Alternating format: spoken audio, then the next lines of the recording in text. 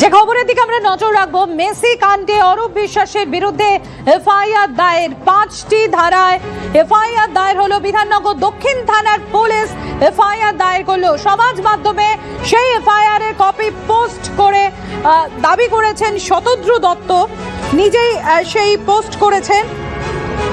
কৌস্তব রয়েছেন আমাদের সঙ্গে। কৌস্তব, দেখো, গতকালই শতদ্রু দত্ত তিনি বিধাননগর দক্ষিণ থানায় আবেদন করেন এবং তারই ভিত্তিতে কিন্তু প্রাক্তন ক্রীড়ামন্ত্রী অরূপ বিশ্বাসের বিরুদ্ধে এফআইআর দায়ের করা হয়েছে। এবং শতদ্রু দত্ত যেমনটা অভিযোগ করেছিলেন যে মেসির ইভেন্ট, অর্থাৎ মেসির ইভেন্টের যিনি আয়োজক ছিলেন, তিনি বলেন যে মেসির ইভেন্টের সময় প্রাক্তন ক্রীড়ামন্ত্রী অরূপ বিশ্বাস তিনি সেই সময় শতদ্রু দত্তকে ভয় দেখিয়ে জোর করে বেশ কিছু টিকিট আদায় করে নেন, বলপূর্বক বেশ কিছু টিকিট আদায় করে নেন। শুধু তাই নয়, টিকিট না দিলে ও যুবভারতীতে অনুষ্ঠান করতে দেবেন না, এরকমও কিছু তাকে হুমকি দেওয়া হয়। এমনকি জোর করে 22,000 টিকিট নেওয়া হয়। শুধু তাই নয়, সেই 22,000 টিকিট কালোবাজারি করা হয়, এমনটাই কিন্তু অভিযোগ করেছেন ক্রীড়া উদ্যোগপতি শতদ্রু দত্ত।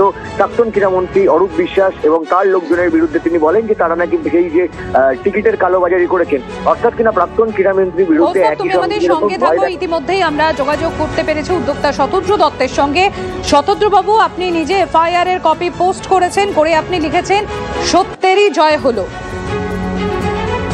নিশ্চিত। আমি দেখুন, এটা তো আমার প্রায় 6 মাসের যুদ্ধ চলছে। আমি ডিসেম্বর 13 তারিখে আমাকে অ্যারেস্ট করা হয়েছিল এবং সেদিন থেকেই আমার ওপর এই ইনজাস্টিসটা স্টার্ট হয়েছিল। আমাকে 1 ঘন্টার মধ্যে এয়ারপোর্ট থেকে অ্যারেস্ট করা হয়েছিল। কিন্তু আপনারা যদি দেখেন, ভালো করে ফুটেজ দেখেন, আমার ইভেন্টটাতে একাই স্পোর্টস মিনিস্টার এবং পুলিশের গাফিলতির জন্য আমার ইভেন্টটা স্যাবোটেজড হয়েছিল। আর শুধু ইভেন্ট নয়, ইভেন্টের আগে থেকেই sports minister x sports minister আমাকে প্রচণ্ডভাবে থ্রেট, এক্সটর্শন, সব ধরনের জিনিস করতো।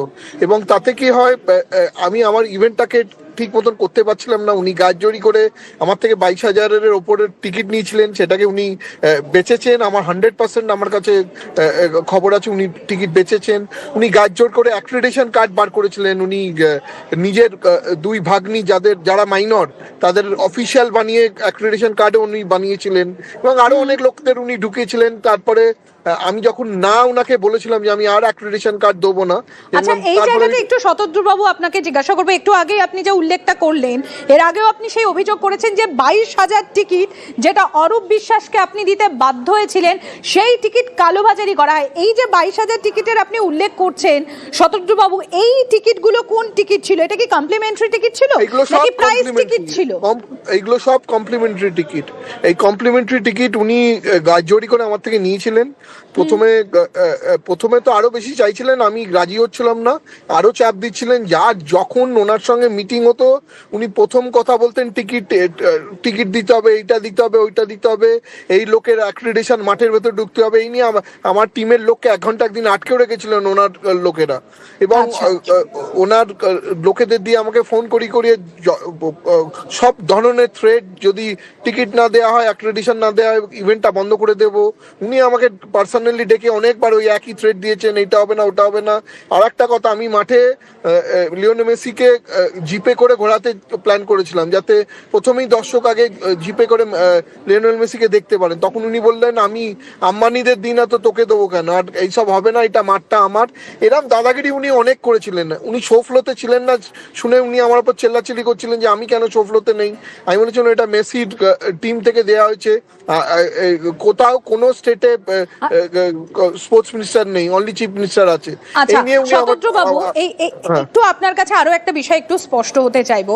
এই যে আপনি বলছেন যে 22,000 যেটা কমপ্লিমেন্টারি টিকিট, আপনি যেটা বললেন এক্ষুনি, সেই 22,000 টিকিট কালোবাজারি হয়েছিল। তৎকালীন ক্রীড়ামন্ত্রী তিনি অরূপ বিশ্বাস, তার বিরুদ্ধে আপনি অভিযোগ করছেন। এটা তো মারাত্মক অভিযোগ। তা আপনি কি করে বুঝলেন যে এটা কালোবাজারি করা হয়েছিল এই টিকিটগুলো? মানে সেটার কি আমাকে দেখুন, আমার তো অনলাইন টিকিট বিক্রি হয়েছিল 34,300 সামথিং বা 500 সামথিং।